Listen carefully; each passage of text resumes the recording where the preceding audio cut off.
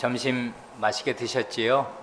그런데 이제 점심 잘 드시고 이 주일 오후에 잠시라도 이렇게 눈을 안 붙이신 채로 오후 예배 이렇게 드리시고 집중하시려면 몸이 좀 힘드시지요? 그래, 그 오후 예배는 그 졸음이 이렇게 살짝 오기도 하는 그런 시간이니까요. 제가 그 졸음을 좀 물리치는데 도움이 될까 해서 퀴즈 2가지를 먼저 이렇게 내고 이 하나님 말씀 전하려고 합니다. 처음 퀴즈는 아주 쉬운 거고 두 번째 거는 굉장히 어려운 겁니다. 첫째는 아까 우리가 그 오전에 읽은 그 마태복음, 지금은 25장을 읽었고요. 아까는 22장을 읽었는데 거기 그 마음과 목숨과 힘을 다하여 주 너희 하나님을 사랑하라 하셨으니 이것이 크고 첫째 되는 계명이요 하고 곧바로 다음 말씀이 둘째는 그와 같으니 하셨잖아요. 그때 그와 같다는 게 뭐와 같다는 말입니까? 하는 것이 첫째 퀴즈입니다. 이따가 그거 잘 대답할 수 있으면 이따 강설 중간에 한번 물어볼지 모르겠습니다. 둘째는 그와 같다 할 때 그게 뭔가, 뭐와 같다는 건가 그것이고요. 쉽지요? 두 번째 퀴즈는 어려운 건데요.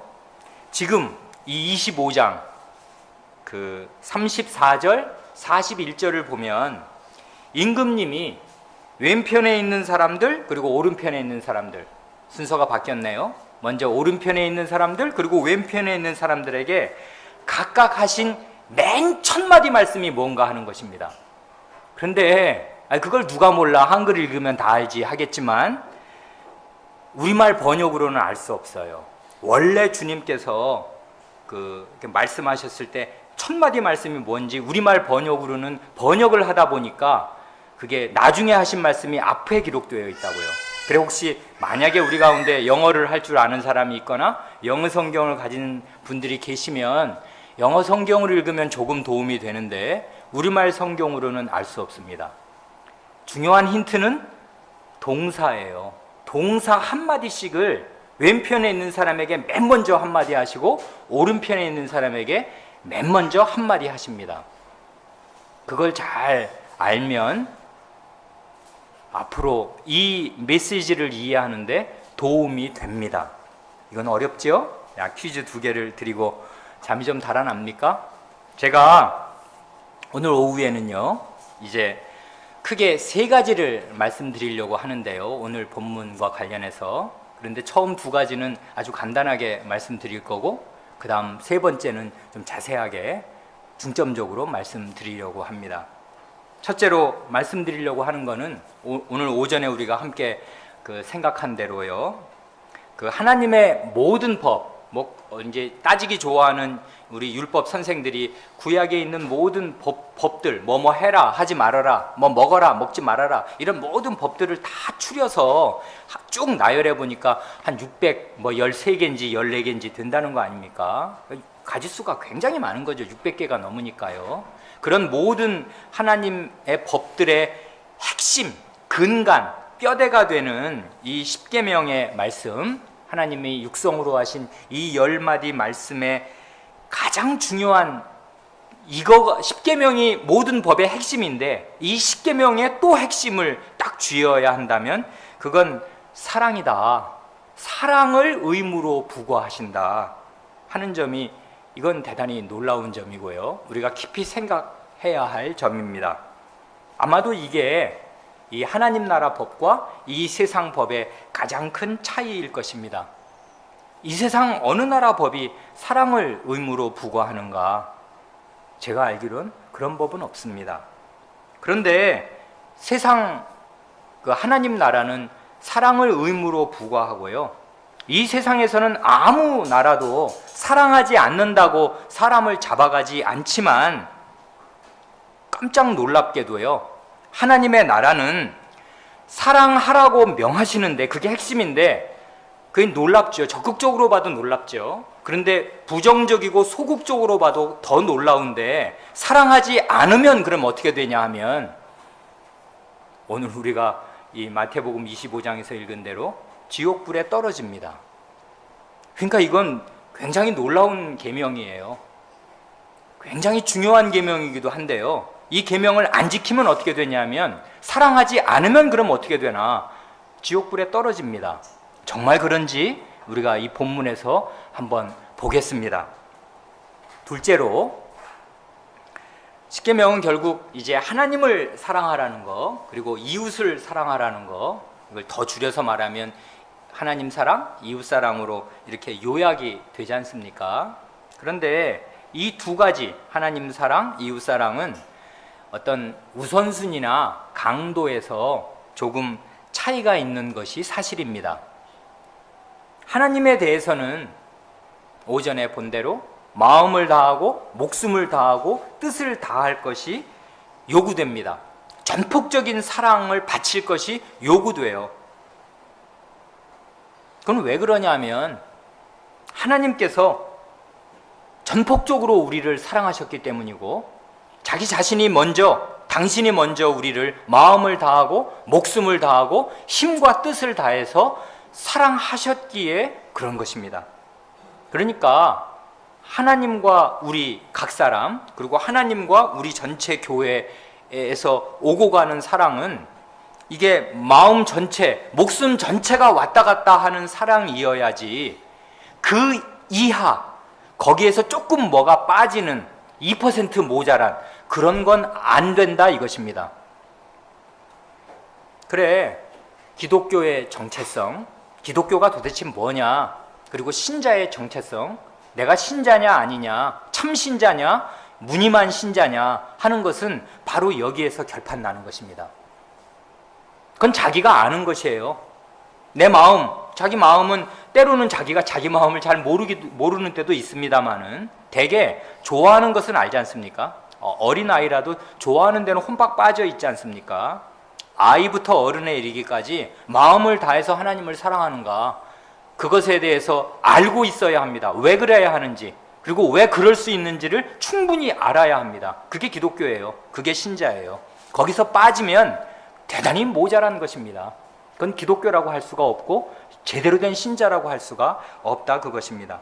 그러니까요, 생활이 어려우면 어려운 대로, 뭐 형편이 잘 넉넉하고 일이 술술 잘 풀리면 풀리는 대로 어떤 상황에든지 관계가 없이 아무리 어렵든 뭐 좋든 어떤 경우에도 절대로 놓쳐서는 안 되는 마음 자세가 한 가지 있다면 바로 이것입니다.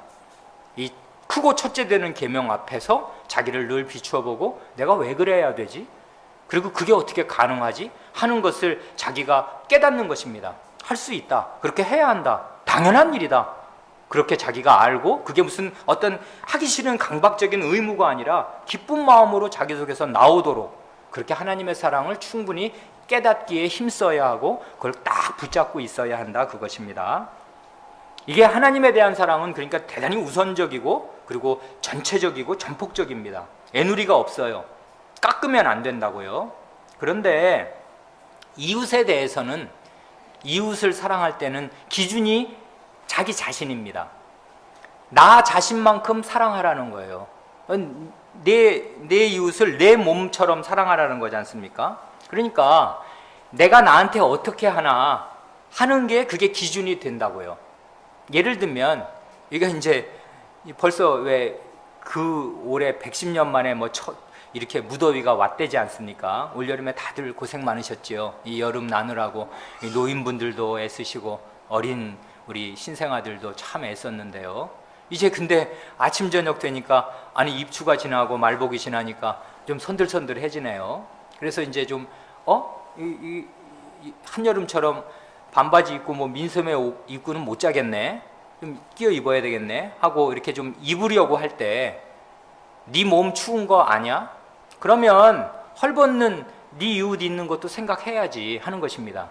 이건 우리 이제 요즘 우리 살림살이로는 옷은 아무리 가난해도 다 챙겨 입고 심지어는 헌옷을 갖다 버리기도 하니까 실감이 안 나겠지만, 예전에는요 옷이 재산 목록에서 아주 위를 차지했어요. 예전에는 공장이 없잖아요. 다 이거 손으로 만들어야 되니까 인건비가 많이 나가고 옷 없는 헐벗은, 문자 그대로 헐벗은 사람들이 있었더라 그것입니다.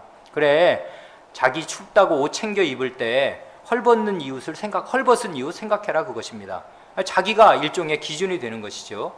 배고프니까 우리 밥 먹을 때마다 먹을 밥이 없는 내 이웃이 있으면 그 사람 얼마나 배고프겠는가 생각해라 그것입니다. 네 마음이 슬퍼서 무너질 때 그렇게 타격을 받아서 마음고생하고 있는 사람이 이웃이 있는 거 그거 살펴라 그것입니다. 그래, 이웃 사랑은 내 자신이 나한테 대해서 내가 어떻게 하는가 하는 것을 잘 생각하고 이제 거기에 맞추어서 남들도 그런 게 필요한 줄 알아서 할 수 있는 대로 부지런히 채워주어야 한다 그것입니다. 이게 크게 제가 말씀드리고 싶은 두 가지고요. 두 번째고요. 오늘 우리 교우분들과 함께 중점적으로 생각하고 싶은 세 번째는, 그런데 이 크고 첫째 되는 계명, 하나님을 전폭적으로 사랑하라는 거, 그리고 이웃을 내 몸과 같이 사랑하라는 이 둘째 계명이 이게 연결되어 있더라 하는 것입니다. 이게 둘이 아니고 사실은 하나처럼 꽉 붙들려 매어서 아주 긴밀한 관계를 가지고 있다 하는 것입니다.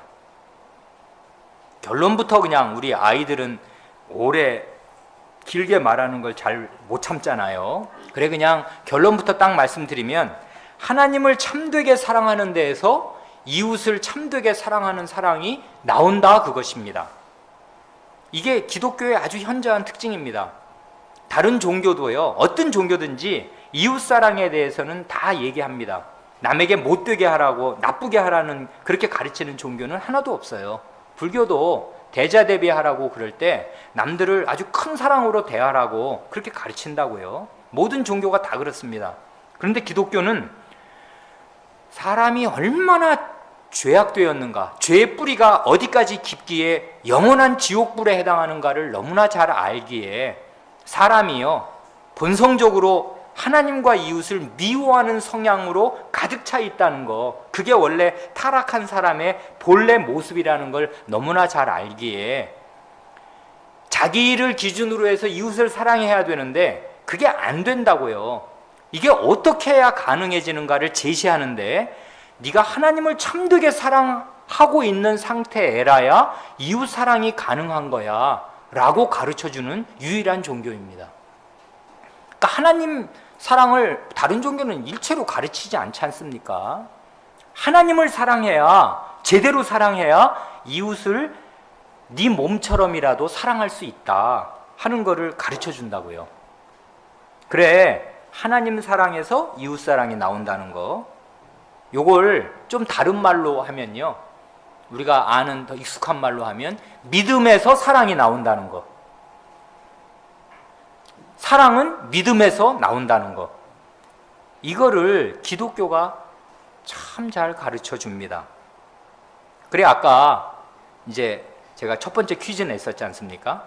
그 주님께서 아까 크고 첫째 되는 계명을 이제 누가 물었지 않습니까? 이거 이제 그 사두개인들이 예수님을 거꾸로 뜨리려고 막판에 예수님께 아주 어려운 문제를 낸 거를 예수님이 아주 지혜롭게, 그리고 그들의 무지를 폭로하시면서, 사두개인들의 질문은 왜 그 형제가 뭐 여럿 있었는데 뭐 첫째가 죽어서 둘째가 그 형수를 취하고, 둘째도 죽고 셋째가 취하고 셋째도 죽고 뭐 줄줄줄 내려와서 일곱이 다 그를 아내로 취했는데 마지막 부활 때에는 누구의 아내가 되겠습니까?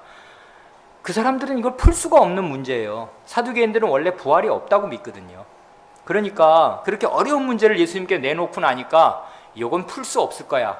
그래갖고 셋째 아내가 된다든지, 원래 첫째 아내니까 첫째 아내가 된다든지, 아니면 마지막 데리고 산 마지막 그 막내 아내가 된다든지, 이러면 나머지가 다 우습게 되는 그런 이건 절묘한 문제다 하면서 문제를 딱 냈는데, 예수님이 너무나 유명한 하나님 말씀 한마디로 그걸 착 부쉈지 않습니까? 니들은 성경 안 읽었니? 나는 아브라함의 하나님, 이삭의 하나님, 야곱의 하나님이라 하신 말씀 못 들었니? 그건 성경의, 구약 성경의 창세기만 펴면 뭐 줄줄줄 나오는 말씀이잖아요. 아브라함의 하나님, 이삭의 하나님, 야곱의 하나님. 하나님은 산 자의 하나님이시지 죽은 자의 하나님이 아니셔. 이렇게 말씀하셨습니다. 그건 무슨 말입니까? 아브라함이 살아있을 때 아브라함의 하나님이셨는데, 아브라함은 이제 늙어서 죽었어요. 170몇 세. 이삭이 태어났네. 그럼 이삭을 상대하실 때는, 나는 과거에 아브라함의 하나님이 네 아버지의, 네 애비의 하나님이었는데 이제는 너의 하나님이야. 이렇게 하지 않는다는 거예요. 아브라함의 하나님 이었다가 아니고 아브라함의 하나님이다, 현재형으로. 그러면 그게 무슨 말인가요? 우리 아버지 전에 죽었는데요, 10년 전에. 이렇게 이삭이 말하려고 할 때, 아니, 내가 그의 하나님인데 어떻게 죽나? 하나님을 자기 하나님으로 참으로 모신 사람은 안 죽는다. 왜? 하나님은 산자의 하나님이시니까. 하나님은 시체의 하나님이실 수가 없어. 그러니까 하나님이 내 하나님이시냐 아니냐가 중요하고, 내 하나님이기만 하면 그 사람은 죽어도 죽지 않고 하나님 품에 살아있는 것이다 하는 도리를 그냥 아브라함의 하나님, 이삭의 하나님, 야곱의 하나님이라는 사실로 척 가르쳐 주셨어요. 그러니까 인간이야 나이가 있고 늙으면 죄를 지은다면 죽으니까 아브라함 가고 그 다음 이삭 오고 이삭하고 야곱이 오는 거지만, 하나님 앞에서는 이 세 사람이 다 살아있는 것입니다. 왜요? 자기 자신을 아브라함의 하나님, 이삭의 하나님, 야곱의 하나님이라고 말씀하실 때 이 사람들은 다 하나님 앞에 살아있어요. 영생의 하나님은 자기 자식을 죽이는 하나님이 아니란 말이에요. 그래서 영생의 하나님의 자식이 되면 다 살아있는 사람이 됩니다. 아니, 이런 말을 길게 저처럼 얘기하지 않고, 너희는 성경 안 읽었어? 아브라함의 하나님, 야곱의 하나님, 이삭의 하나님이라고 말씀하신 뜻도 모르니? 하나님은 산자의 하나님이셔 하는 말로 그 사두개인들의 시험을 척 물리치셨습니다. 그러니까 완패했단 말이에요. 그 말을 듣고서 바리새인들이 야, 저 보통 내기가 아니다. 그래서 그 율법사 하나가 또 요 질문을 가지고 온 거 아닙니까? 이거 우리들이 따질 때는 한 613개 조항 되는데 여기서 제일 크고 첫째 되는 계명이 어느 계명이 제일 큽니까? 그건 아마 속셈이 있었을 거예요. 이제 예수님 뭐라고 얘기하시면 이제 꼬투리를 잡아서 예수님을 무너뜨리려는 속셈을 가지고서 이제 싹 올무를 이렇게 목에다 거은 것입니다. 잡아당기려고. 그런데 예수님께서 너무나 멋진 대답을 하심으로 그 최악의 시험을 최선의 이 교육의 현장으로 삼으셨습니다. 그래서 최악을 최선으로 바꾸셔서 구약 전체의 정신을 너무나 그 만대 하나님의 백성에게 잘 가르쳐 주시는 방식으로 이 대답을 해 주셨지 않습니까? 그래, 그 마음과 목숨과 힘을 뜻을 다해서 주 너의 하나님을 사랑해라. 이것이 크고 첫째 되는 계명이고, 그 다음에 둘째는 그와 같다. 요 말이 아주 매력 있는 말씀이잖아요. 뭐와 같다는 말씀입니까? 이 첫 번째 퀴즈였죠. 이건 쉬운 건데 뭐와 같습니까? 우리 예쁜 초등학생들, 중학생들, 뭐와 같다는 말씀입니까? 대답할 수 있습니까? 큰 데로 이사 와서 그런지 약간 분위기에 주눅이 드신 것 같네. 지난번에는요 300점 받은 학생도 있었어요. 대답 껌껌 엄청 잘 대답을 해가지고 제가 야, 여긴 분위기 살아있네 했는데 오늘은 이 분위기 착 가라앉았네. 비가 와서 그런가? 뭐와 같다는 얘기입니까? 둘째는 그와 같다. 그가 뭐예요? 뭐와 같다고요? 아니, 이건 쉬운 질문이라고 얘기한 목사가 엄청 머쓱해지는 엄청 어려운 질문이셨는 모양이네요. 이거 첫째와 같다 그 말이에요. 예수님께서 둘째는 그와 같다 하시는데 첫째가 뭐냐면, 크고 첫째 되는 건 마음과 목숨과 뜻을 다해서 주 너의 하나님을 사랑하라. 그런데 둘째는 첫째 계명과 같은 거 아니냐. 둘째는 뭐냐면 네 이웃을 내 몸과 같이 사랑하라는 건데, 문제는 주님께서 둘째는 그와 같으니 라는 요 말씀으로 크고 첫째 되는 계명과 이웃을 내 몸처럼 사랑하는 계명을 하나의 고리로 딱 묶으셨더라, 그것입니다. 둘째가 그러니까 첫째 계명과 같은 것입니다. 그러니까 이 말은 무슨 말이냐면, 둘째 계명, 이웃을 사랑하라는 계명은 첫째 계명의 연장선에 있다 그 말이겠습니다. 말을 바꾸면 첫째 계명을 제대로 지키고 살아야만, 그럴 때라야만, 그런 사람만 둘째 계명을 지킬 수 있게 된다 그것입니다. 우리 남편들이, 우리 아내들이, 혹은 우리 부모들이 그렇게 잘 실수하는, 그렇게 가장 가까운 이웃에게 그렇게 못되게 하는 이유가 뭡니까? 그건 하나예요. 둘째는 그와 같기 때문입니다. 왜 이웃을 내 몸과 같이 사랑하지 못하나? 첫째 계명에 순종하지 않기 때문인 거지. 왜? 둘째는 그와 같으니까. 하나님의 사랑을 네가 알아? 그리고 하나님께 전폭적으로 마음과 목숨을 다해 하나님을 사랑해? 거기서 둘째 계명이 순종할 힘이 나오는 거지. 그러니까 이웃에 대해서, 내 아내에 대해서 나는 왜 그렇게 늘 못하나 생각하시는 분은 첫째 계명으로 가야 하는 것입니다.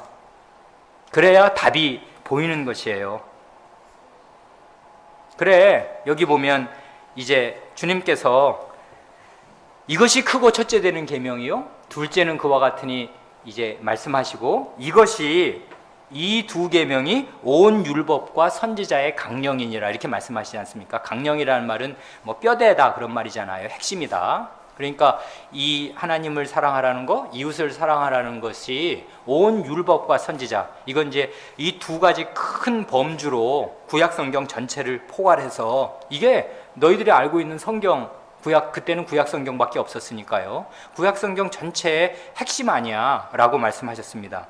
이와 아주 비슷한 말씀이 마태복음 7장 12절에 나오는데요, 그건 이 말씀하고 비교하면 놀라운데, 이 두 계명, 하나님 사랑, 이웃 사랑이 온 율법과 선지자의 강령이니라 말씀하신 분이 이렇게도 말씀하시거든요. 마태복음 7장 12절에서는 그러므로 무엇이든지 남에게 대접받고자 하는 대로 너희도 남을 대접하라. 이것이 율법이요 선지자니라. 여기도 보면 이것이 율법이요 선지자니라 말씀하셔서, 이게 율법과 선지자가 가르친 구약 성경 전체의 핵심이야 라고 말씀하시는데, 그때는 마태복음 7장에서 산상보훈 마지막 부분에서 말씀하실 때는 둘째 계명밖에 말씀 안 하시거든요. 남에게 대접받고자 하는 대로 너도 남을 대접하라고. 네가 남들이 너한테 어떻게 해주는 거 기대하는 거 있잖아. 다 알잖아. 그러면 그렇게 하면 너도 그렇게 남을 대하라고. 그러니까 기준이 자기 자신이죠. 자기가 남에게 이렇게 대접받고 싶어? 그러면 해주라고. 둘째 사랑, 아니 이웃 사랑을 얘기하는데, 아까 그 마태복음 25장, 우리가 먼저 본 25장에서는 하나님 사랑, 이웃 사랑을 차서 있게 말씀하신 다음에 이 두 계명이 온 율법과 선지자의 강령이라고 말씀하시고, 그러나 그 전에 먼저 7장에서 지금 우리가 방금 본 대로는 둘째 계명, 이웃사랑만 말씀하셔놓고 이것이 율법이요 선지자라고도 말씀하실 수 있다 이것입니다. 첫째 계명 어디로 날아간 것이에요? 하나님 사랑 안 해도 돼? 남 대접받은 대로 남들만 대접하고 나면 그게 온 구약을 다 이루는 게 돼요? 됩니다. 왜 되냐 하면 둘째는 그와 같기 때문에 되는 거예요. 이 둘째 계명을 참되게 수행하고 지키고 있는 사람은 첫째 계명에 순종하고 있기에 둘째 계명을 이루고 있는 것이고, 그러니까 어느 때는 예수님께서 아주 차서 있게 크고 첫째 되는 계명, 둘째 계명을 다 말씀해 주신 다음에 이 두 가지가 구약 성경 전체 아니야 라고 말씀하실 수도 있고, 둘째는 그와 같기 때문에, 첫째와 같기 때문에 어느 때는 둘째 계명만 쭉 말씀해 놓고 이게 율법과 선지자 아니야 라고도 말씀하실 수 있다 이것입니다. 그럴 때 그 둘째 계명은 첫째 계명을 포함하고 있는 둘째 계명, 첫째를 품고 있는 둘째 계명이겠습니다. 그러니까 주님의 말씀은 이제 어느 때는 이렇게 호방하기도 하고 어느 때는 요약적으로도 말씀하시고 그런 것입니다. 그래, 둘째는 그와 같다. 뭐와 같다는 거야? 첫째 계명과 둘째 계명은 딱 붙어 있어서 주님을 바르게 사랑하는 사람이 이웃을 바르게 사랑한다 하는 걸 아주 잘 가르쳐 주면서, 그렇게 그러면 안 하면 어떻게 되나, 큰일 난다 하는 사실을 그 장엄하게 너무나 생생하게 가르쳐 주는 말씀이 오늘 우리가 본문으로 읽은 마태복음 25장 맨 마지막 부분에 나오는 이 말씀입니다.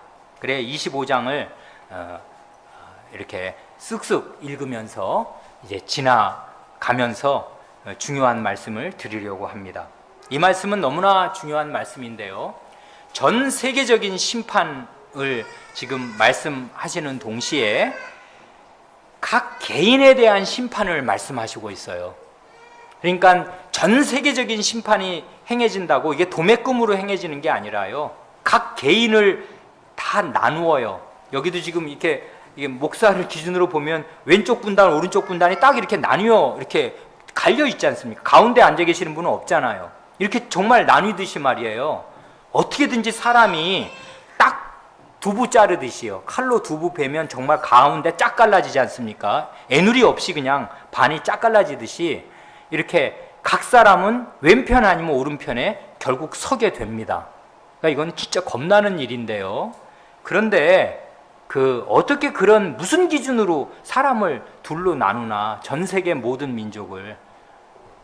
이건 굉장히 중요한, 전 세계의 운명과 나 개인의 운명에 관한 아주 중요한 말씀이 됩니다.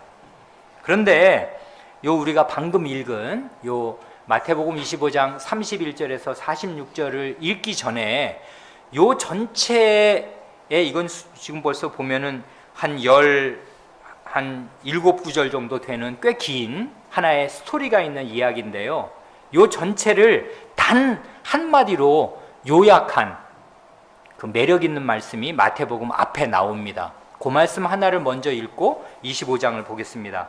마태복음 16장 27절을 보면요, 지금 25장에서 나중에 길게 하신 말씀을 단 한 절로 이렇게 매력적으로 주님께서 요약해서 말씀하십니다.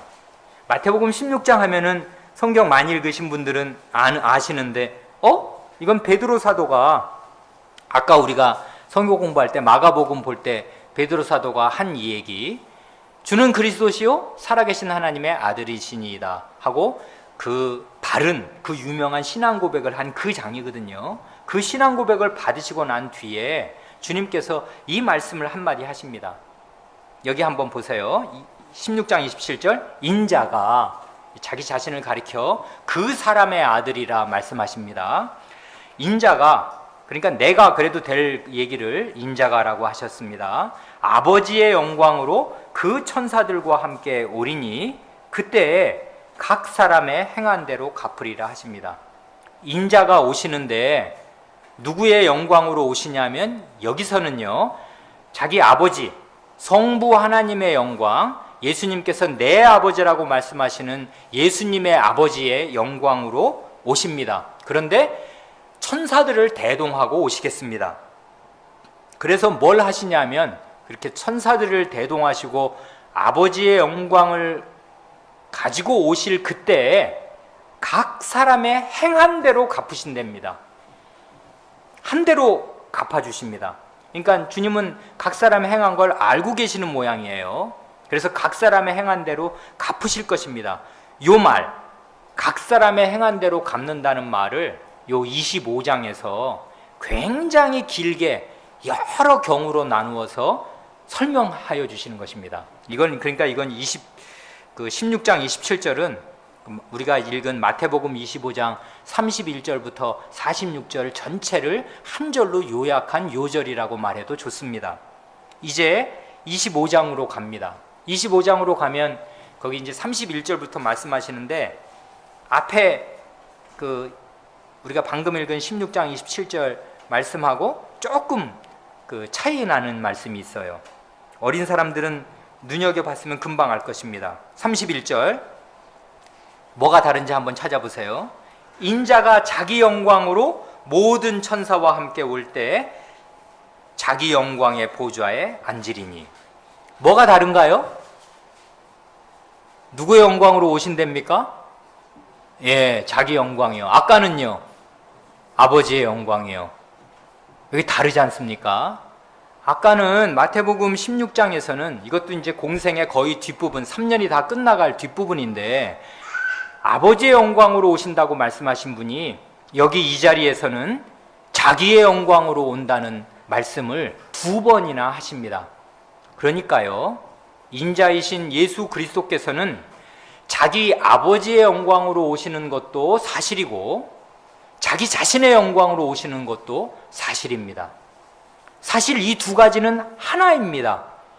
성부 하나님의 모든 영광이 사실은 이 인자가 되신 예수 그리스도의 영광입니다. 그래, 아버지의 영광은 다 내 영광이다 하는 뜻이 되겠습니다. 이걸 보면. 그러니까 이 사람의 아들, 이분은 보통 분이 아니에요. 자기에게 영광이 있는데 자기 영광은 사실은 어디서 온 영광이냐면 아버지의 모든 영광이더라, 그것입니다. 같습니다. 자기의 영광과 아버지의 영광이. 그래, 모든 천사들과 함께 오는 건 똑같아요. 그래, 이제 자기 영광의 보좌에 앉습니다. 그러니 보좌에 앉는 걸 보면 이게 임금이라고요. 왕입니다. 거기 그 다음 절이 아주 이게 이제 흥미진진한 구절이 됩니다.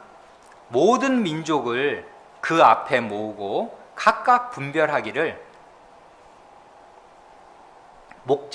목자가 양과 염소를 분별하는 것 같이 하여 양은 그 오른편에 염소는 왼편에 두리라 합니다. 이 모든 민족, 이게 판타타 에스네라는 말인데요. 이 말은 신약 성경에서요, 이게 일종의 전문 용어와 같습니다.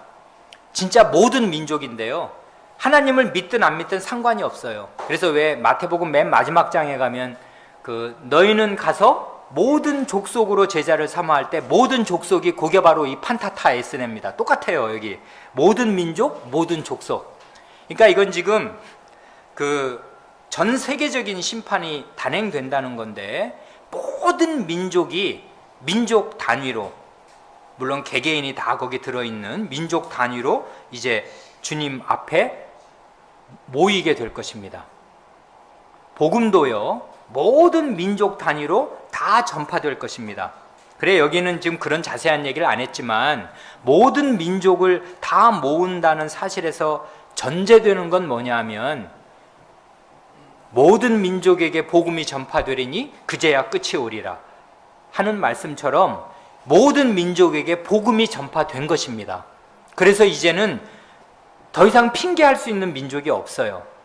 이건 그러니까 개개인을 얘기하는 게 아니라, 복음 전파는요, 당연히 개인에게 하는 것입니다만은 가장 예수님께서 중점적으로 보시는 거는 민족 단위로 전파하는 거예요. 그래서 아주 작은 민족이라도 다른 민족과 구별되는 그런 민족이 있으면 그런 민족에게 복음이 전파되면 그 민족에 속한, 진짜 예를 들면 1000만 명이 있으면 1000만 명이 다 복음을 들어야 되는 게 아니에요. 그 1000만 명이 속한 그 민족에게 중심부에 복음이 전파되면 그 민족에게 복음이 전파된 것으로 간주되는 것입니다. 그러니까 우리 한국은 복음을 받은 거예요, 이미. 그러니까 어디 저기 강원도나 어디 독도 무슨 울릉도 구석에 사느라고 나는 그런 거 모르는데 예수 그리스도가 누구요? 난 몰라? 못 들어봤어? 이래도 소용없는 것입니다.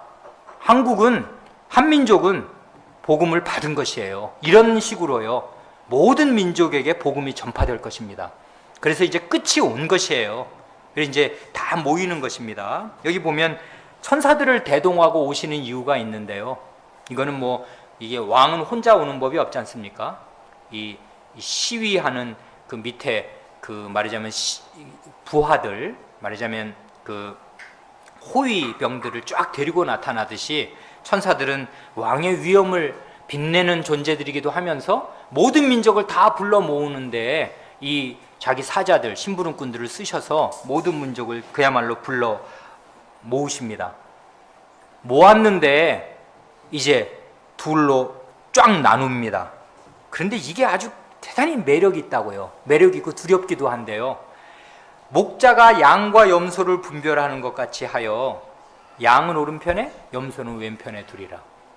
아니 이건 뭐지? 이건 뭡니까 이거? 왼 염소. 이건 우리나라 사람들은 양을 길러봤나? 염소 길러봤나? 아, 길러보셨다고요? 할머니는 어렸을 때 시골에서 사신 분들은 소도 길러보시고 염소도 길러보신 분도 계시지 않습니까? 요즘 우리 중고등학생들은 머나먼 얘기지만, 이건 이스라엘 사회에서 특별히 주님께서 에스겔서를 잘 읽으신 분으로서 에스겔서를 배경에 깔고서 하시는 말씀입니다. 이스라엘은 아브라함 시대에서부터 목축을 하는 민족 아니에요. 사람을요, 너는 양이야, 너는 염소야, 이렇게 양과 염소로 나눈다는 것인데요, 왜 하필 양과 염소인가? 이게 아주 의미심장한데, 양은 온순한 순종의 대명사입니다. 반면에 염소는 완고한 거역의 대명사입니다. 그래, 제가 염소 기른 사람한테 직접 들은 얘기인데요. 염소를 어렸을 때 기르면 이제 밖에 내보내서 풀을 뜯겨서 얘를 먹이잖아요. 그러면 이제 끈을 목에다 이렇게 매놨거든요. 저녁이 되면 얘를 이제 우리에 집어 넣어야지 안 잊어버리잖아요. 자, 이제 나도 놀았고 너도 밥 시컷 먹었으니까 집으로 가자 하고 이렇게 목을 끌면 절대로 말을 안 듣는다는 거예요. 진짜 징그럽게 말을 안 듣는다는 거예요. 양은 이렇게 하면 순해서 말을 잘 듣는데 염소는 그냥 기를 쓰고 안 가. 그러니까 어떻게 해야 되냐면 끝내 이 집에는 가긴 가야 돼. 해 떨어졌어. 지금 집에 가야 되는데 얘는 끝까지 땅을 버티고 말을 안 들으니까 어떻게 해야 되냐면 발로 그냥 배를 뻥 쳐야 된다는 거예요. 그래야 겨우 아파가지고 이제 겨우 말을 듣는다는 거예요. 그게 염소입니다. 징그럽게 말을 안 듣는 짐승. 목자를 아주 힘들게 하고 목자의 말을 안 들어. 왜요? 자기 고집이 있어요. 자기 생각이 있습니다. 목자의 말을 안 들어요. 염소는 너무나 순해요. 뭘 잘 모르지. 그리고 무서움도 많고 오류도 많습니다만은 염소의 가장 중요한 특징, 가장 중요한 자질, 요건 뭐냐 하면 목자가 하는 말을 잘 들어. 거역하지 않고 순순하게 듣는다 이것이에요. 이게 염소와 양의 차이입니다. 그래 사람을 너는 염소야, 왼편, 너는 양이야, 오른편 이렇게 요걸로 나눈다 할 때 결국 뭐로 나눈다는 것이겠습니까? 하나님 말씀을 듣는 태도로 나눈다는 거예요. 사람은 결국 요걸로 나뉘는 것입니다. 모든 민족에게 복음이 전파됐어요. 복음은 주님의 말씀이잖아요. 이 복음을 네가 고분고분한 마음으로 순종했어? 들었어? 그걸 주님도 아시고 본인도 압니다. 그러면 이건 양이에요. 그런데 자기 생각이 있어요. 주님의 말씀을 분명히 들었는데 자기 고집대로 합니다. 아니 난 이렇게 한다니까. 염소가 하듯이 말이에요. 난 집에 안 가. 더 먹고 갈 건데. 그리고 거기 가기 싫어. 버티는 것입니다. 말을 안 들어요. 완고한 고집. 그래서 구약성경 대대로 그 이스라엘이 멸망받을 때 그 가장 중요한 특징을 이런 식으로 표시하는데 목이 곧은 백성. 목이 뻣뻣하다 이거예요. 완고함. 목이 곧은 거. 그러니까 황소고집 있지 않습니까? 이건 염소인데 이건 소심줄을 가진 목이 뻣뻣한 완고한 말을 안 들어요. 자기 고집이 강한 자기 주장이 강해요. 심지어 하나님의 말씀이 떨어졌는데도 불구하고 자기 생각대로 하는 것입니다. 그런데 이거는요 성격이 굉장히 강한 사람만을 얘기하는 게 전혀 아니에요. 실제로 굉장히 온순하고 부드러운 사람도 하나님 말씀을 안 듣습니다. 죄는 원래 다 그래요. 그런데 구원받는 사람, 영원한 하나님 나라에 들어갈 사람의 유일한 특징 하나가 있다면 타고난 성품이 강직하든 괄괄하든 베드로 얼마나 괄괄합니까? 물불 안 가리고 칼도 휘둘러보고 물로 뛰어들고 그러는 사람 아닙니까? 그런데 그 사람도 양이더라 그것이에요. 주님이 말씀하시면 고분고분 듣습니다. 그런데 성격이 엄청 온순하고 순하고 겁도 많은데 주님의 말씀을 정말 징그럽게 안 듣는 사람도 있거든요.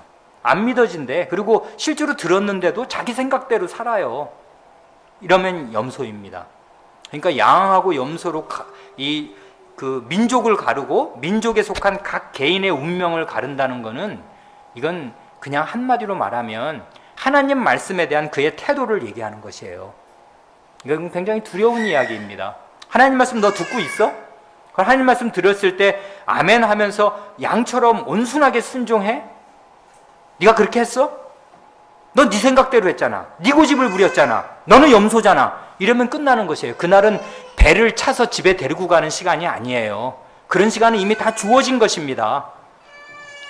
이때는 염소라고 판정을 받으면 끝나는 것이에요. 영원한 운명이 정해지는 것입니다. 그래서 맨 마지막에 보면 나오지 않습니까? 저희는 영벌에, 의인은 영생에. 여기 오른편에 있는 사람에게는 의인이라는 말이 주어지는데 왼편에 있는 사람에게는 아무 호칭도 안 지어져요. 원래 악인은 영벌에 그래야 될 것 같은데 악인이라는 말도 없어요. 그냥 말 안 듣는 너희 염소는 영벌에, 말 잘 듣는 순한 너희는 의인이야, 영생에. 이렇게 이제 맨 마지막 그 장엄한 그 심판 판결이 내려집니다. 그래, 이제 그 다음 그 34절이 그때 임금이 그 오른편에 있는 자들에게 이르시되, 여기 임금이라는 말이 나오는데 이 임금이 누군지는 다 아시죠? 문맥을 보면 거기 그 인자지 않습니까? 인자가 하시는 말씀이니까. 그래, 이 구절이요, 인자가 임금이라고 명시적으로 말하는 유일한 구절이 됩니다. 뭐 암시적으로야 이 예수 그리스도께서 왕권을 가지고 계시다는 사실이 왜 모르겠습니까마는 아주 명시적으로요, 암시적으로가 아니라 아주 탁 드러내놓고 인자가 바로 임금이야.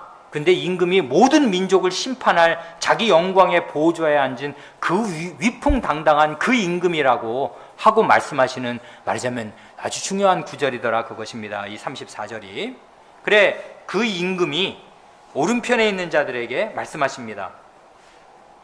내 아버지께 복받을 자들이여, 나와 창세로부터 너희를 위하여 예비된 나라를 상속하라. 아주 놀라운 말씀을 하시는데 왜 놀랍냐 하면 이건 세상의 끝이거든요. 역사의 끝에 이런 일이 있을 것을 예수님이 미리 그림으로 보여주시듯이 맨 마지막에 있을 걸 영화, 이게 뒤에 스크린이 있네요. 스크린으로 보여주시듯이 그냥 맨 마지막 그림을 착 보여주시는데 말이에요.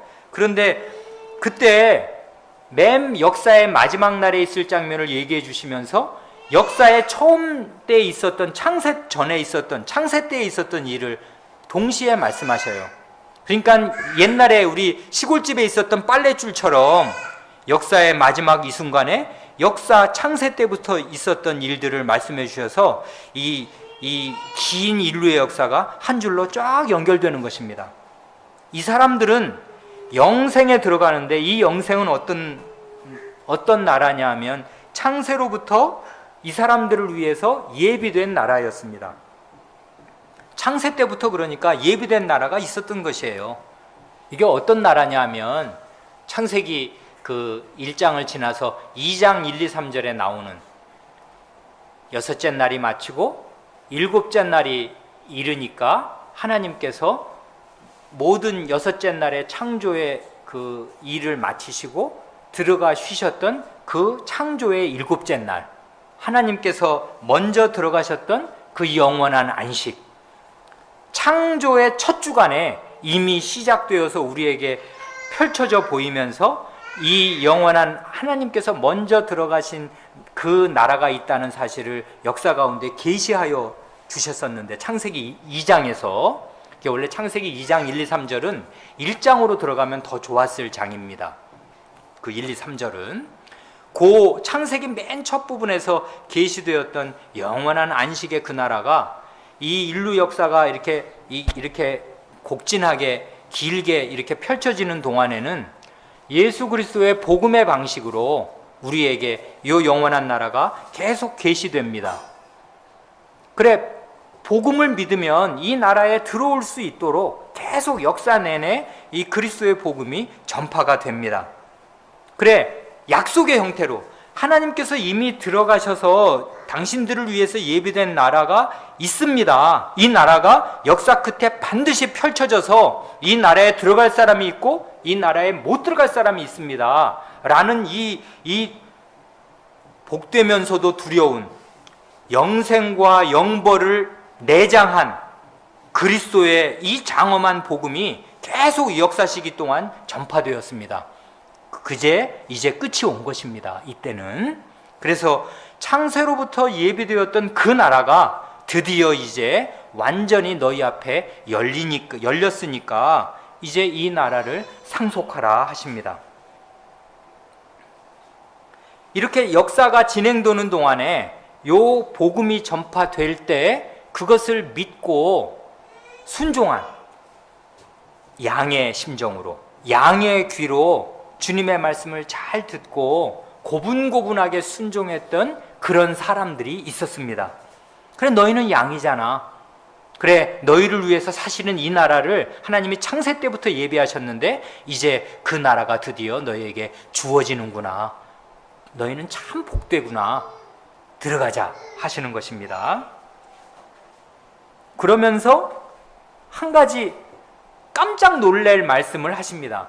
그냥 들어가자 하시지 않고 들어갈 이유를 제시하신다고요. 거기 35절부터 36절이 이게 이제 교회사에서 많은 그 오해를 받았던 구절인데요.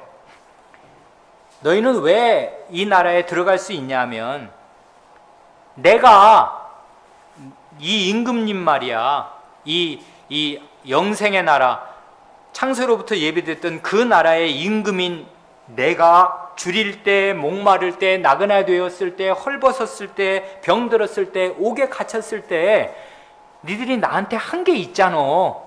나한테 잘했잖아.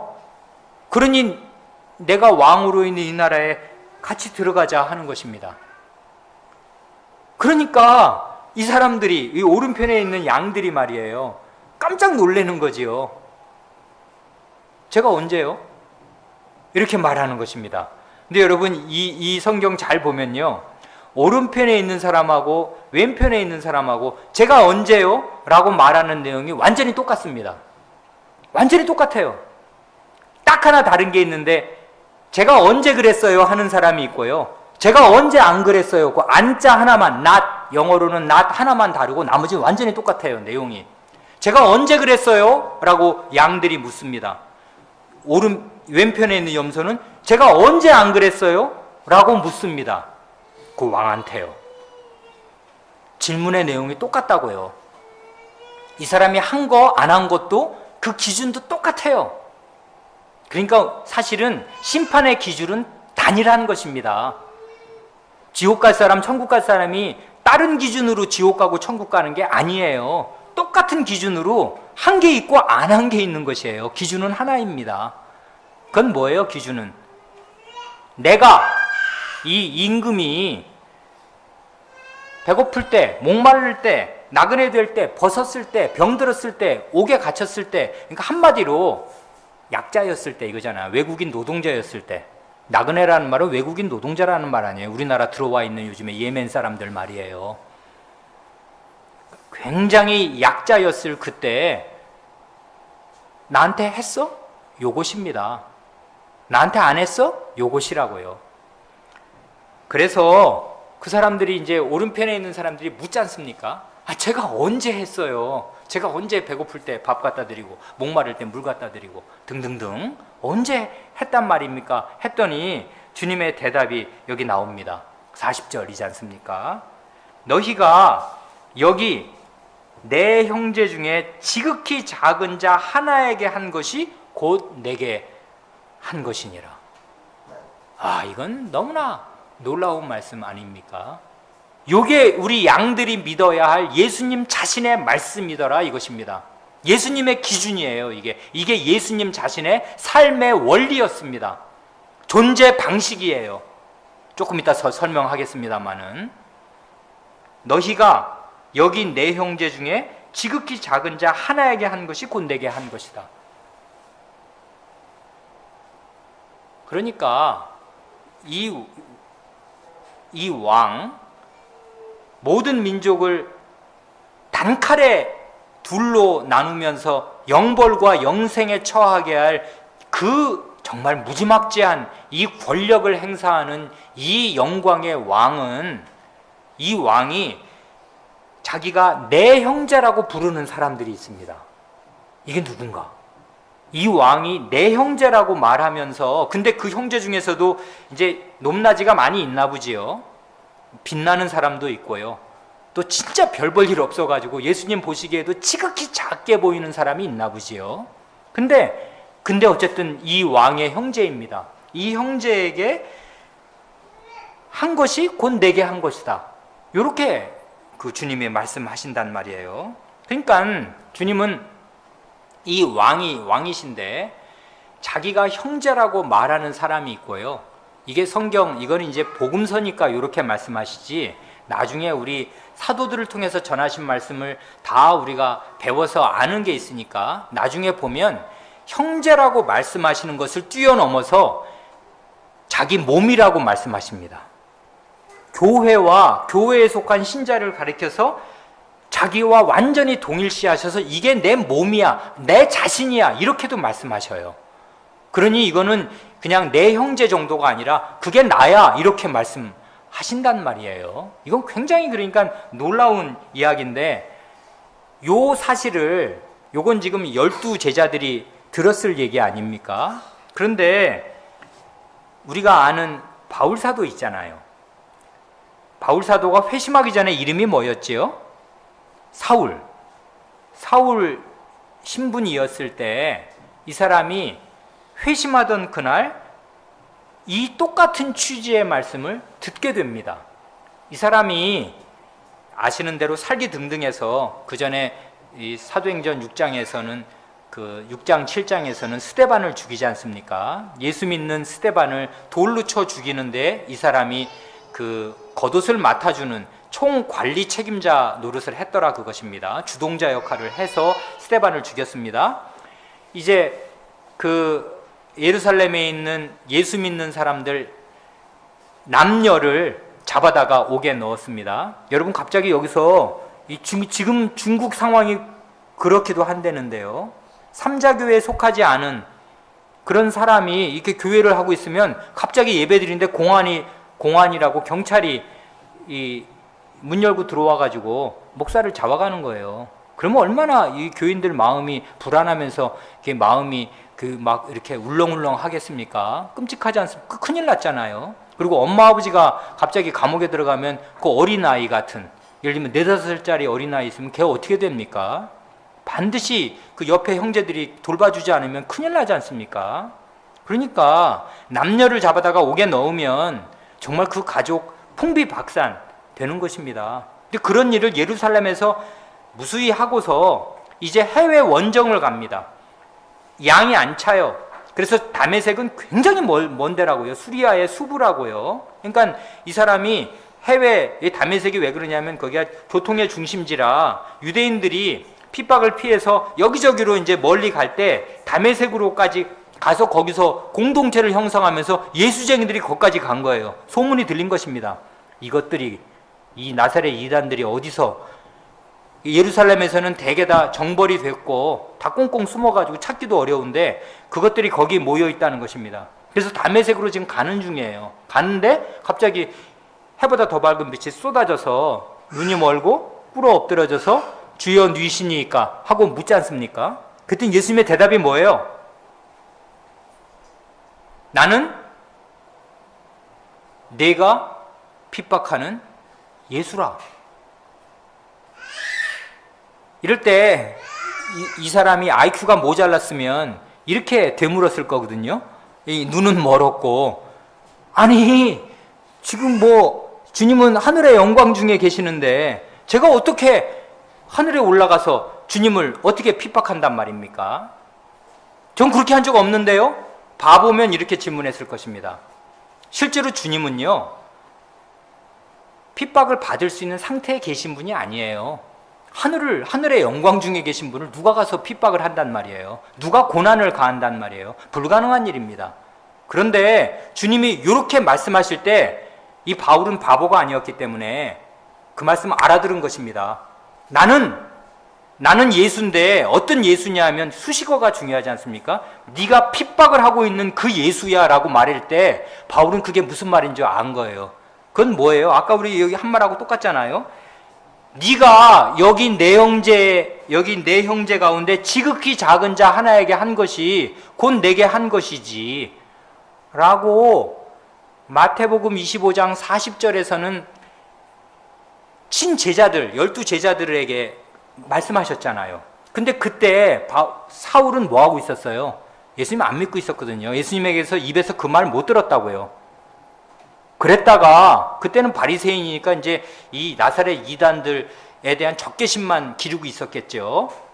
이 사람이요 그 마태복음 25장의 그 마태 사도는 그 말씀을 귀담아 듣고 자기의 복음서에 이렇게 장엄하게 기록해 놓은 요 말씀을 자기는 못 들었지만 회심하던 그날 주님 자신의 입에서 들은 것입니다. 나는 네가 핍박하는 예수야. 네가 내 형제들, 내 몸으로 삼은 내가 애지중지하는 내가 피를 바친 내 생명을 바친 나를 믿는 저 약한 신자들 하나하나를 네가 함부로 대할 때 그게 바로 나를 함부로 대한 거 아니었어. 나는 네가 지금 핍박하고 있는 현재 진행형으로 네가 핍박하는 바로 그 예수다 하고 말씀하심으로써 바울 사도는요, 그날 회심하던 그날 이 사울 청년은 그리스도와 교회는 하나다 하는 사실을 배운 것입니다. 그리스도와 신자는 나뉘지 않는다. 그래서 이걸 좀 우리 어린 사람들은 재미없어 하는 어려운 말로 하면 사울 청년은 그날 회심하던 그날 기독론과 교회론을 동시에 배운 것이에요. 기독론, 그리스도론, 그리스도가 누구냐? 교회론, 교회는 뭐냐? 그리스도와 교회는 하나야. 그리스도가 곧 교회고 교회가 곧 그리스도야. 왜? 그리스도가 교회를 위해서 목숨을 버리면서 교회와 자기를 완전히 동일시했어. 그러니까 교회에 속한 사람, 그리스도가 그를 위해서 피를 뿌렸는데 그를 업수히 여기고 함부로 대해? 그러면 그게 바로 그리스도를 함부로 대하는 거지. 그리고도 어떻게 살기를 바라나? 그리스도를 핍박하고서도 살기를 바라나?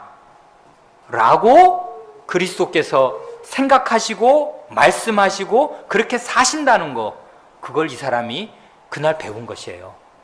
그래서 이 사람이 회심하는 날 그리스도를 배우고 교회를 배웠습니다. 기독론과 교회론이 불분의 하나라는 것. 그러니까 교회를 사람이 함부로 대할 때, 교인들에게 함부로 할 때 그 사람이 뭐에 대해서 까맣게 모른다는 걸 우리는 금세 아냐하면 저게 그리스도를 제대로 모르는 사람이구나. 성경을 얼마나 배웠든 그게 중요한 게 아니에요. 성경을 배웠으면 그리스도가 누구신지를 알아야지. 그리스도가 어떤 방식으로 존재하시는 걸 알아야지. 그래야 교인들을 바르게 대하게 되지. 그것입니다. 그거를 안 것이에요. 이 바울 사도가. 그래서 나중에 이분이 이제 옥에 갇혀서요. 이렇게 그날 주님께 교회와 그리스도, 그리스도와 교회를 제대로 딱 배운, 눈이 멀면서 이제 충격적으로 배운 이분이 한 30년을 그리스도를 위해서, 교회를 위해서 봉사하고 난 뒤에 마지막 생애 말년에 이런 아름다운 고백을 합니다. 여기 골로새서 1장 24절을 보면 이렇게 말하거든요. 골로새서 1장 24절. 내가, 이건 바울 사도가 자기를 얘기하는 건데요. 내가 이제 너희를 위하여 받는 괴로움을 기뻐하고, 이 너희라는 말은 골로새 교회, 이 골로새서를 쓰니까 골로새 교회는 아니에요. 내가 너희 골로새 교인들을 위하여 받는 괴로움을 기뻐하고. 그러니까 골로새 교회는 문제가 많은 교회였습니다. 그래서 바울 사도가 속을 많이 썩혀야 했어요. 이 교회 때문에 마음고생 많이 한 것입니다. 그래, 바울 사도가 괴로움을 많이 겪어요. 이 교회 때문에. 이 교회가 안정이 안 되고 또 여러 가지 어려움 가운데 있으면서 하나님 말씀 똑바로 안 듣고 있습니다. 안 믿고 있습니다. 그래서 내가 너희 때문에 괴로움 받는 게 많은데 이걸 나는 기뻐한다. 그 다음 말이 아주 놀랍고 매력적이지 않습니까? 그리스도의 남은 고난을 그의 몸된 교회를 위하여 내 육체에 채우노라. 그리스도의 남은 고난. 아니, 이 사람 바보 아닌가요? 그리스도의 남은 고난이 어딨어? 그리스도의 고난은 부활로 끝난 것이에요. 그리고 그리스도는 지금 하늘에 계셔요. 무슨 고난? 없어요. 아무 고난도 그리스도에게는 실제로. 그런데 바울 사도가 바보가 아니라 제대로 된 말을 하는 것인데 그리스도의 남은 고난이라고 이렇게 멋진 표현을 쓸 수 있습니다. 왜 그러냐 하면 머리로서 그리스도는 이미 고난 없는 영광 가운데, 완전한 영광 가운데 하늘에 계시지만 그리스도가 내 형제라고 말하는, 내 몸이라고 말하는 그의 몸된 교회, 아니 그리스도의 머리는 하늘에 있고 몸은 여기 땅에 있어. 교회로 있어. 근데 이 교회는 여전히 어려움 가운데 있고 핍박도 받고 또 무지 가운데 있어서 이 교회를 위해서는 사도가 엄청 고생하고 목사가 엄청 노심초사하고 고생을 해야만 돼요. 그게 바로 그리스도의 남은 고난이다라고 얘기하는 것입니다. 그러니까 실제로 이건 그리스도가 받는 고난이라고 말해도 좋습니다. 교회가 받는 고난은 그리스도가 받는 고난이에요. 그래서 그리스도의 남은 고난입니다. 그러니 바울 사도는 자기가 사도니까 회심한 첫날 배운 대로 그리스도와 교회는 하나니까 이 그리스도의 몸인 이 교회를 위해서 내가 고난을 받는다면 이것은 그리스도를 위해서 받는 고난이구나. 그러니 이걸 내가 왜 몸을 살이랴? 아니 그리스도를 위해서 내가 고통을 겪을 수 있다면 여러분 그런 거 다 겪고 싶지 않습니까? 그리스도께서 지금 감옥에 계시네요. 오늘 그 복음을 전하시다 감옥에 잡히셨대요. 그러면 우리 여기 청년 같으면 주님 이게 허락만 된다면 제가 대신 여기 묶여 있고요. 주님 오늘은 휴가 받으셔서 나가셔서 목욕도 좀 하시고 편히 침대에서 주무시고 맛있는 음식 드시고 제가 대신 여기 여기 지퍽지퍽한 이 어두운 지하 감옥에 제가 갇혀 있을게요. 우리 가운데 누가 안 그러겠습니까? 주님이 오늘 하루 여기 진짜 내려오셔서 굶으신다면 그러실 리가. 제가 먹을 밥 대신 드시고 주님 맛있게 드시고 제가 주님 대신 하루 굶겠습니다. 우리 같으면 누가 안 그러겠습니까? 주님을 누군지 조금이라도 아는 사람이라면. 그런데 이렇게 할 일이 쌓여 있더라 이것이에요. 그리스도의 남은 고난이 쌓여 있어요. 이 땅에 고난받을 일, 그리스도 대신해서 고난받을 일 많이 있습니다. 왜 그래요? 그리스도의 몸인 교회가 이 땅에 여전히 연약한 가운데 있기에 형제를 위해서 할 일 많은 것입니다. 이게 그리스도를 위해서 하는 일이 된다고요. 그래, 그리스도께서 바로 요 기준으로 사람을 대하신다고요. 요 기준으로. 여기 내 형제에게 하지 아니한 이것이 곧 내게 하지 아니한 것이고 여기 내 형제에게 한 것이 곧 내게 한 것이다. 그래, 제가 한번 아까 어려운 질문 하나 드린다고 했던 거 있지 않습니까? 지금까지 안 졸고 잘 들은 분들은 이제 그 두 번째 퀴즈 제가 답을 알려드릴게요.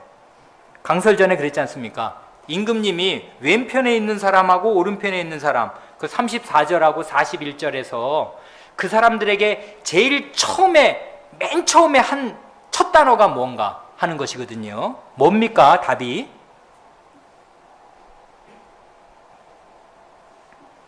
영어 성경 하나도 안 가지고 계신가 봐요. 좋습니다. 우리가 영어 성경 보라고 있는 거 아니니까요. 우리말은 아쉽게 이렇게 돼 있지 않습니까? 아쉬울 것도 없는데 내 아버지께 복받을 자들이여, 이게 오른편에 34절에 첫 말씀 같지 않습니까? 실제로 원문으로는 이렇게 말씀하신 거 아니에요. 원문이 뭐냐 하면요, come, 나오라, 이리 오너라, 이 말이 첫 마디예요.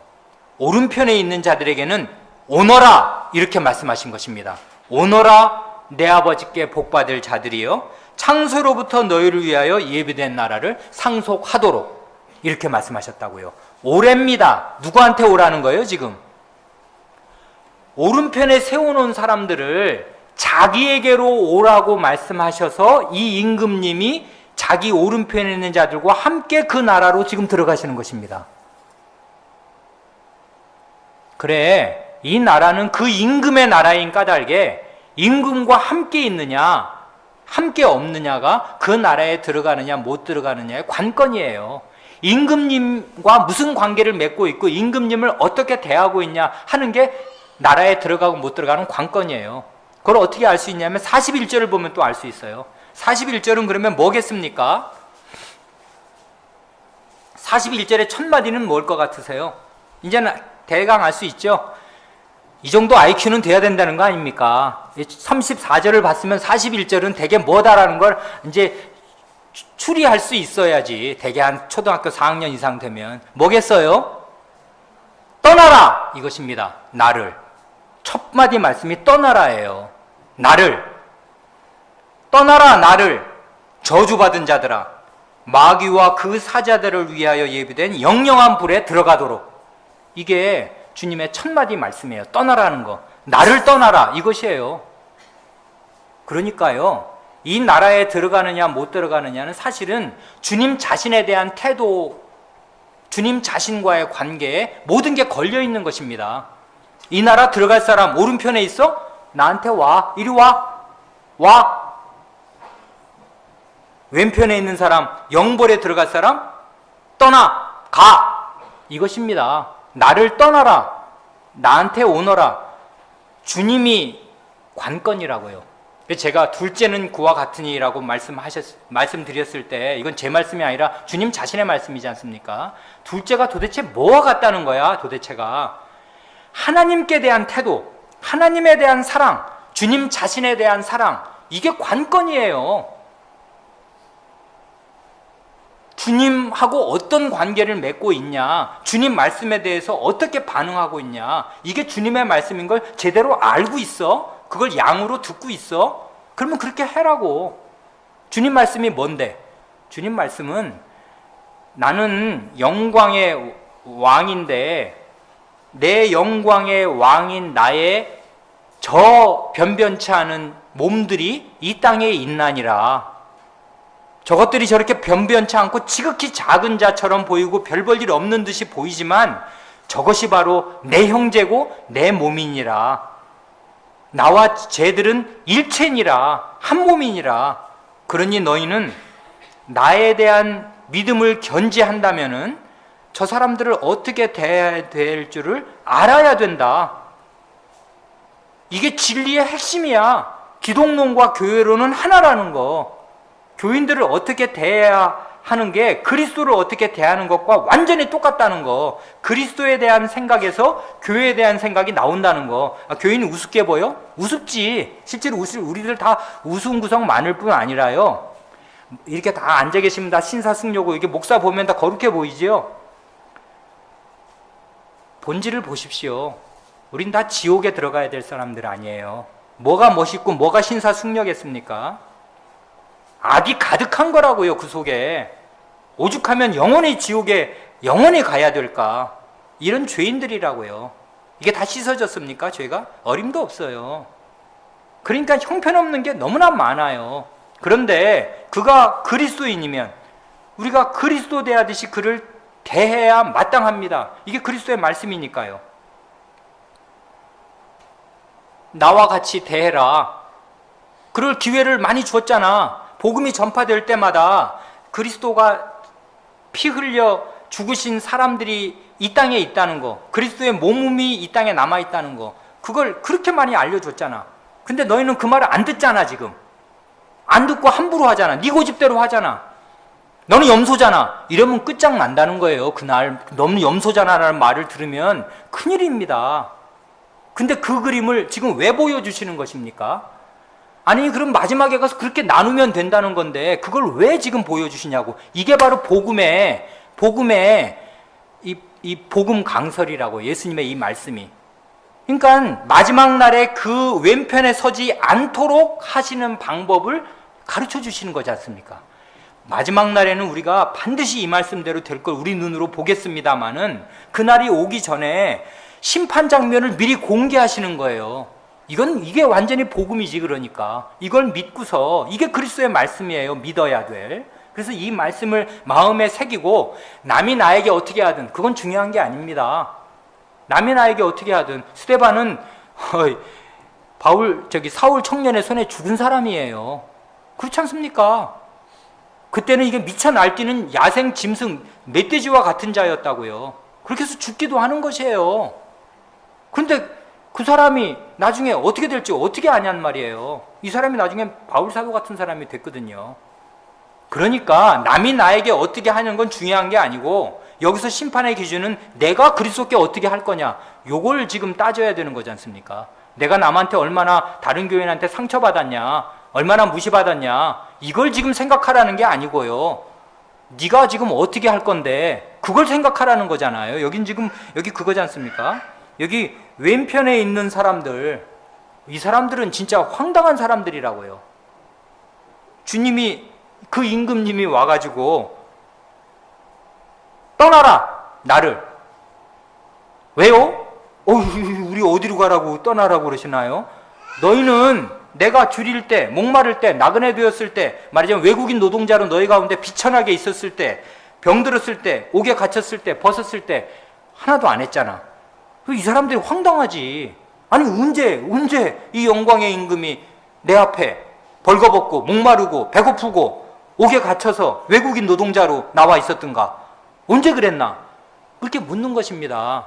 그래서 아까 오른편에 있는 사람하고 똑같이 묻는다고요. 딱 하나 다른 게 제가 언제 안 그랬어요? 이렇게 묻는 것입니다. 여러분 이거 대단히 주의해야 되는데요. 영벌에 떨어지는 이 사람들이 죄를 지었기 때문에, 악행을 했기 때문에 영벌에 떨어진다고 말하지 않습니다. 본문은. 이게 아주 대단히 놀라운 것이죠. 뭐냐면 무슨 죄를 많이 지어가지고 지옥 갈 죄를 많이 지어서 지금 지옥에 떨어지는 게 아니고요. 한마디로 하면 해야 될 일을 안 했기 때문에, 죄를 많이 지어서 지옥에 가는 게 아니라 해야 될 사랑을 안 했기 때문에 지옥에 간다는 게 여기 이 본문 마태복음 25장 31절부터 46절에 나오는 유일한 기준입니다. 그래, 이걸 아주 어린 사람들 싫어하는 어려운 한자어로, 가장 어려운 한자로 하면요, 자귀의 죄보다 부자귀의 죄가 더 무서운 것입니다. 자귀, 뭘 짓는 죄 있지 않습니까? 도둑질하지 마, 도둑질했어. 간음하지 마, 간음했어. 살인하지 마, 살인했어. 이런 건 자귀의 죄지 않습니까? 저지르는 죄. 이 죄보다요, 해야 될 걸 안 하는 죄가 더 무서운 거예요. 여기 있는 사람들은 지금 자귀의 죄로 영벌에 떨어지는 게 아니에요. 뭘 했어요, 이 사람들이? 아무것도 안 했어요. 안 한 것 때문에 지옥에 가는 것입니다. 뭘 안 했어요, 한마디로? 그리스도를 사랑하지 않았습니다. 내가 언제 그리스도를 안 사랑했어? 그리스도 왔으면 다 사랑했을 건데. 그리스도의 몸을 사랑하지 않았습니다. 그거예요. 그리스도의 몸인 그리스도가 자기가 형제라고 여기는 그 지극히 작은 별 볼 일 없는 사람들이 지천으로 옆에 있었습니다. 근데 몰랐어요. 그걸 왜 몰랐을까? 그리스도를 모르니까 모른 것입니다. 기독론과 교회론은 하나지 않습니까? 그리스도가 누구신지를 제대로 알지 못하면 그가 그리스도를 어떻게 대해야 될지를 모르게 돼요. 그러면 그리스도의 교회를 모르게 됩니다. 그럼 그리스도의 교회를 함부로 대하게 돼요. 계속 그렇게 삽니다. 그러다가 어느 날 딱 걸리는 것입니다. 이렇게. 그러면 왼쪽으로 가게 되는 것이에요. 그러면 끝이에요. 그렇게 되지 않도록 그리스도가 누구신지를 알아야 합니다. 그리고 그리스도가 어떤 방식으로 현 역사 시기에 존재하시는가를 알아야 합니다. 어떻게 아냐고요? 아니 여기서 말씀해 주셨잖아요. 마태복음 25장에서 여기 있는 내 형제 하나에게 하지 아니한 게 내게 하지 아니한 거야. 이러면 이걸 오해하면 안 됩니다. 어떻게 오해하냐면 알았어. 이제부터 가서 가난한 사람 많이 도와야지. 이제부터 여기 진짜 우리 가다 보니까 이 길거리에 앉아 있는 거지도 있는데 여기 내가 이 용돈 받은 거 다 여기다 주어야지. 이런 일을 하면은 주님이 자기한테 한 걸로 인정해 주실 거야. 그런 뜻이 아니에요. 여기서 지금 중요한 것은 그리스도 자신에 대한 믿음의 발휘로서의 사랑 아닙니까? 그렇죠? 여기 제가 처음에 이 사람들에게 한 말이 뭐냐? 왼편에 있는 사람, 오른편에 있는 사람. 오너라 나에게, 떠나라 나를. 이거지 않습니까? 임금님이 기준이라고요. 천국에 가느냐 지옥에 가느냐는 그리스도를 어떻게 믿고 있냐. 그리스도가 가장 중요합니다. 그리스도를 믿어야 돼요. 그럼 그리스도를 믿는 그 믿음은 어떻게 검증이 되고 어떻게 나타나냐면 형제 사랑으로 나타나고 형제 사랑으로 검증이 된다 하는 것입니다. 믿습니다 한다고 믿음이 아니에요. 믿어? 그리스도를 믿어? 그러면 그리스도의 형제들에게 바르게 대하고 있어야지. 그게 진짜 믿음이지. 아니 내 형제를 함부로 해? 그럼 나한테 함부로 하는 건데? 내 형제에게 안 해? 그럼 나한테 안 하는 건데? 이렇게 말씀하신다고요, 주님이. 이 말씀을 금과 옥조로 철석같이 믿고 있어야 합니다. 그리고 힘을 다해서 순종해야 합니다. 마음을 다해서 순종해야 한다고요. 그러니 이것은 그리스도 자신을 어떻게 대할 것이냐 하는 말씀이면서 동시에 그리스도의 형제들, 그리스도의 몸인 교회에 속한 연약한 신자들을 어떻게 대해야 할 것인가 하는 말씀이기도 합니다. 요 둘은 하나예요. 왜요? 둘째는 그와 같기 때문입니다. 마음을 다하고 목숨을 다하고 힘을 다해서 하나님을 참되게 사랑하는 사람이 이웃을 내 몸과 같이 사랑할 줄을 아는데, 그 이웃은 가장 가까이는 그리스도께서 내 형제라고 말씀하신 바로 이 연약한 사람들입니다. 이 사람들을 그리스도 대하듯이 대할 때 우리의 믿음이 입증됩니다. 그리스도에 대해서 이게 살아있는 믿음인 것이 입증된다고요.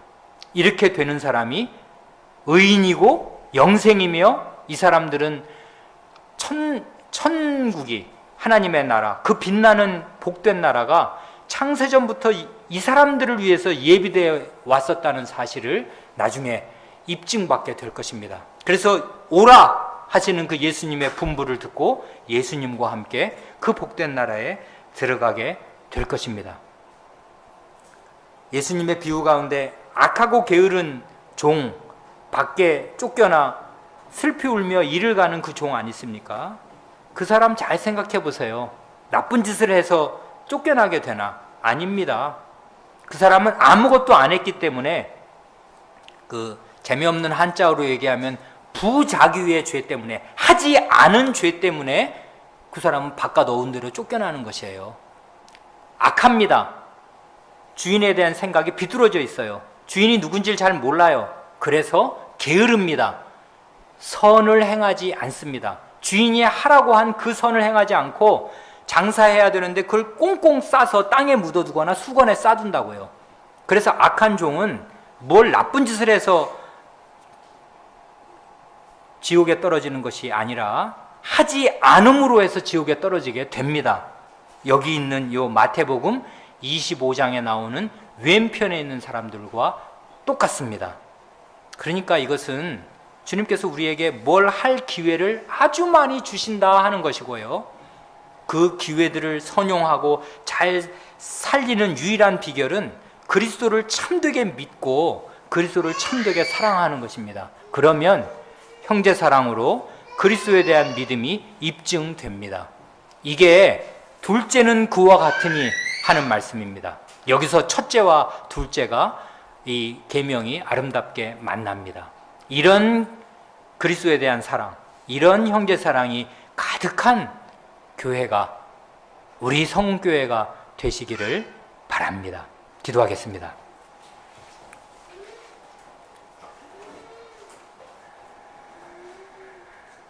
하나님 아버지, 우리 주 예수 그리스도께서 이토록 장엄한 언어로 친히 입을 열어 이 역사 마지막 날에 있을 그 장엄한 두렵고 영광스러우며 찬란한 심판 장면을 저에게 미리 보여주시고 가르쳐 주시오니 감사드리옵니다. 저희가 이것을 듣고 배울 수 있게 하심은 그 나라에 들어갈 준비를 하도록 하시며, 그 나라에 무슨 기준으로 들어가며 무슨 기준으로 들어가지 못하는 것을 밝히 알려주심은 그 나라에 들어갈 백성으로 살도록 하심인 줄을 믿사옵니다.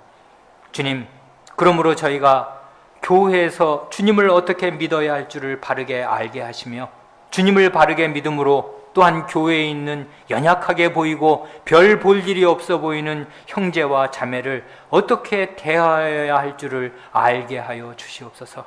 저희가 당한 일, 저희가 무시받은 일을 생각하지 않게 하시고, 도리어 저희가 주님을 어떻게 대하여야 마땅하며 주님을 어떻게 대하여야 마땅하므로 또한 형제를 어떻게 대하여야 마땅한가를 집중해서 생각할 수 있게 하시옵소서. 그러므로 선을 행하여야 할 그 무수한 기회를 받았을 그 기회들을 하나도 놓치지 않고 주님께 하듯이 선을 행할 수 있게 하여 주시옵소서. 형제의 사랑으로 참된 선행으로 저희의 믿음을 입증할 수 있게 하여 주시옵소서. 우리 구주 예수님의 이름으로 기도하옵니다. 아멘.